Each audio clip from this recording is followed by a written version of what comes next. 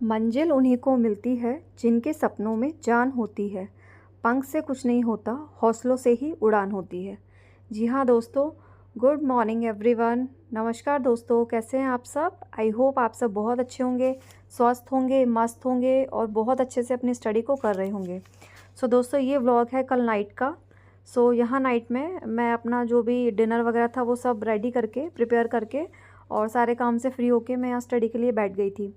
अभी दोस्तों एक्चुअल में क्या हो रहा है कि बहुत ज़्यादा, मतलब आप लोगों की सिटी का नहीं पता मुझे, लेकिन मैं राजस्थान जयपुर में रहती हूँ। तो यहाँ मतलब एक्सट्रीम लेवल की जो गर्मी है इस टाइम हो रखी है ना। मतलब दिन में तो इतनी ज़्यादा धूप होती है, हद से ज़्यादा।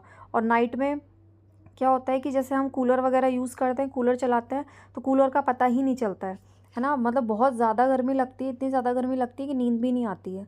तो इसलिए दोस्तों मैंने थोड़ा सा अपना जो स्टडी का टाइम है थोड़ा चेंज कर दिया है ना। एक्चुअल में क्या था कि मैं नाइट में लेट तक सो रही थी क्योंकि नींद नहीं आती थी, तो मेरा अर्ली मॉर्निंग उठना हो नहीं पाता था।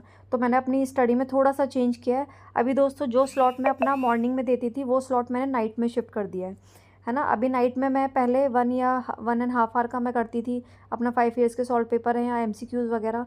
अब मैंने क्या किया है कि जो भी मेरा मेन पोर्शन था, जो मैं मॉर्निंग में करती थी नोट्स वगैरह बनाना, वो मैं वो नाइट में कर रही हूँ। तो मेरा जो नाइट का स्लॉट है दोस्तों, वो मेरा या तो 10 to 1 रहेगा या तो मेरा 9 to 12 रहता है। तो इसी तरीके से मैं अपनी स्टडी को मैनेज कर लेती हूँ। क्योंकि उसके बाद पहले भी यही होता था, जब मैं स्टडी वगैरह करके टीवी ऑफ करके हम सोने जाते थे, हम सोने बैठते थे, तो ये होता था कि 12-1 बज जाते थे, नींद ही नहीं आती थी। क्योंकि 12-1 बजे बाद क्या होता है, थोड़ा सा टेम्परेचर डाउन होने लगता है, तो अच्छा मतलब एक एटमॉस्फेयर हो जाता है, थोड़ी ठंडक सी हो जाती है, जब नींद आ जाती है। तो इसीलिए मैंने अब टाइम को वेस्ट ना करके, क्योंकि अगर लेट उठ सोएंगे तो लेट उठेंगे मॉर्निंग में, तो फिर ना स्टडी वो नाइट की हो पा रही थी ना डे की हो पा रही थी। तो इस तरीके से दोस्तों मैंने अपने टाइम को थोड़ा सा शिफ्ट किया है। तो इसी तरीके से दोस्तों देखिए, चीज़ें हमारे हाथ में होती हैं। अब ये जो टाइम है वो हमारे हाथ में है कि किस तरीके से हमें शिफ्ट करना है।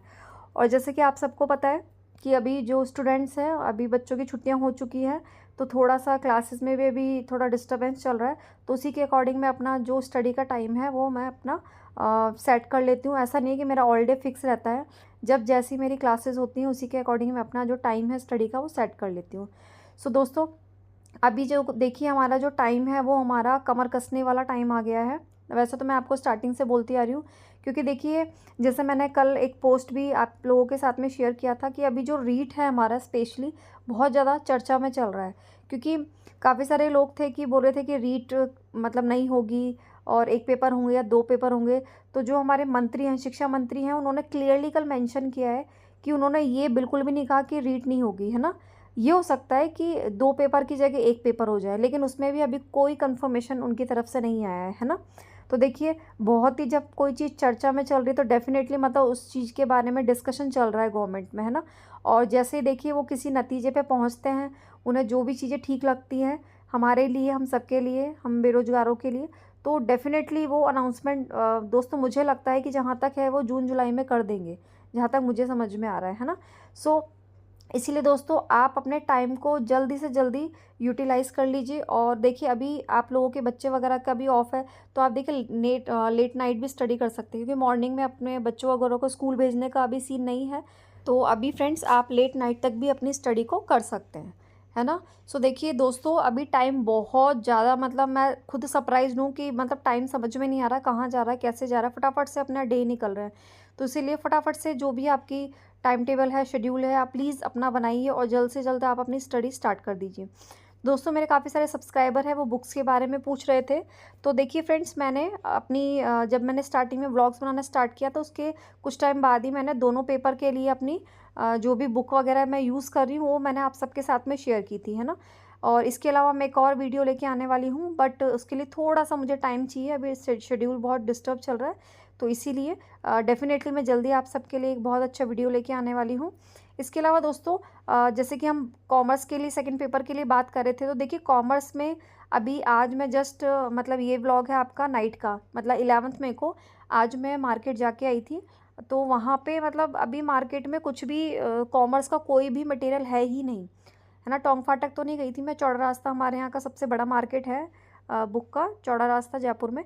तो वहाँ मैं जाके आई थी, वहाँ मतलब मुझे उत्कर्ष की चाहिए थी, वो वहाँ बुक ही नहीं थी। हर एक इतनी सारी शॉप्स वगैरह पे मैंने पूछी, तो अभी मेरे पास सिर्फ मुकेश पांचोली की बुक है फ्रेंड्स, मैं वहीं से कर रही हूँ। ना मार्केट में कोई उसकी गाइड है कॉमर्स की, ना 5 ईयर्स के सॉल्व पेपर है। सिर्फ एक यूथ पब्लिकेशन के नाम से आती है, जिसमें आपके टीजीटी पीजीटी वगैरह के और नेट वगैरह के पूरा कंबाइंड में है, तो वो मैंने नहीं लिया अभी। फर्स्ट मुझे एक गाइड चाहिए जिसमें टॉपिक वाइज मैं चीज़ों को क्लियर कर सकूं, उसके बाद ही मैं इस तरीके के क्वेश्चन पेपर सॉल्व कर पाऊंगी। तो दोस्तों हाल फिलहाल मेरे पास जितना मटेरियल है मैं उसी से स्टडी करूंगी। देखते हैं कब तक मार्केट में आएगा। अगर आपके यहाँ पे अवेलेबल है या आप कोई शॉपकीपर को जानते हैं तो प्लीज़ आप मुझे कॉन्टैक्ट नंबर दीजिएगा और प्लीज़ आप मेरे साथ वो चीज़ें शेयर कीजिएगा। इसके अलावा दोस्तों ऐसा नहीं है कि अगर हमारा सेकंड पेपर का इतना ज़्यादा मैटर हमारे पास नहीं है तो हमें रुक जाना है। मुकेश पांचोली की बुक मेरे पास है, आपके पास जो भी बुक है आप उससे अभी कंटिन्यू कर सकते हैं, है ना। ना करने से बेटर है एटलीस्ट हम कुछ करते रहें। रही बात हमारे फर्स्ट पेपर तो अथाह है हमारे पास। मतलब फर्स्ट पेपर में तो इतने सारे सब्जेक्ट हैं कि हमें सोचना ही नहीं पड़ेगा कि कहाँ से कैसे स्टार्ट करना है, ठीक है।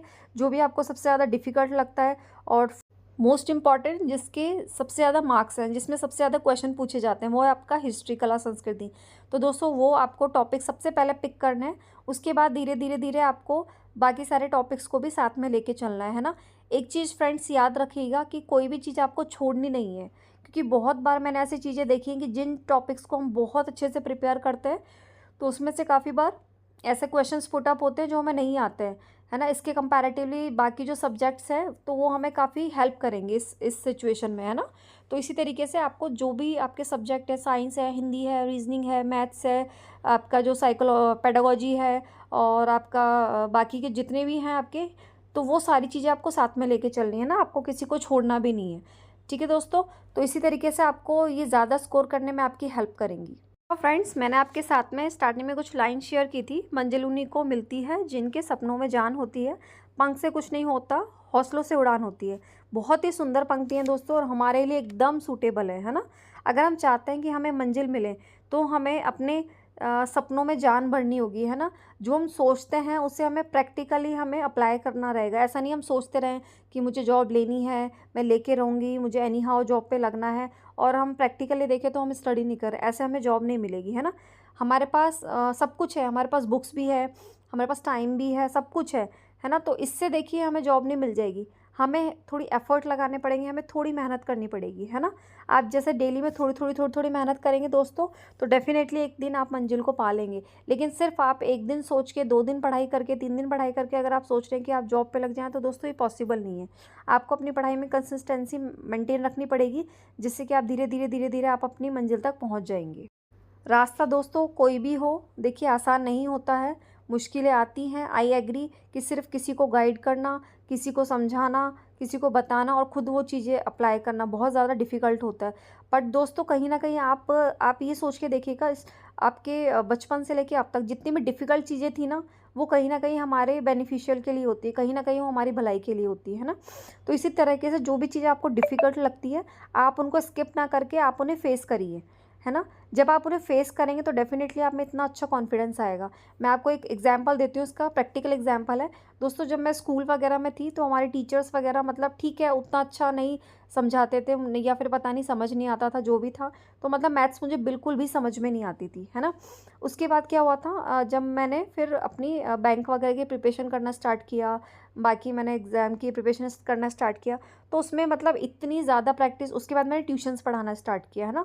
तो मतलब ये था कि इतना ज़्यादा मतलब अच्छा मेरा जो मैथ्स था बहुत अच्छा हो गया था, है ना। मतलब इतना स्ट्रॉन्ग हो गया था, हर एक टॉपिक्स पे मेरी कमांड हो गई थी। तो इसी तरीके से दोस्तों होता है कि जब तक हम किसी चीज़ से दूर भागेंगे वो हमें कभी नहीं आएगी। जो भी आपका डर है, जो भी आपकी डिफ़िकल्ट सब्जेक्ट है, कोई भी चीज़ है, आप उसे फेस करिए, आप उसे प्रैक्टिकली अप्लाई करिए, डेफिनेटली वो आपको बहुत अच्छे से आएगी और आपको उस पर्टिकुलर चीज़ पे इतना अच्छा कॉन्फिडेंस आ जाएगा। इसी तरीके से हमारे सब्जेक्ट है, जस्ट लाइक मैंने आपको बताया था कि इतिहास है, कला संस्कृति है, जितना भी मतलब जीके वाला पोर्शन है वो मेरे टच में नहीं था आफ्टर मैं कहूँ 10th, क्योंकि 11th 12th में मेरे पास कॉमर्स था, है ना। तो मुझे ABCD भी नहीं पता था। जितने मेरे एग्ज़ाम होते थे राजस्थान लेवल के, मेरे इसीलिए क्लियर नहीं होते थे क्योंकि मेरे बाकी सब्जेक्ट बहुत अच्छे होते थे, स्ट्रॉन्ग होते थे, बट मेरा जीके वाला पोर्शन हमेशा वीक होता था और मुझे नहीं समझ में आता था, और मैं पढ़ती भी थी तो हार्डली 5 to 10 days, बस वो ना के बराबर ही था, आई नो।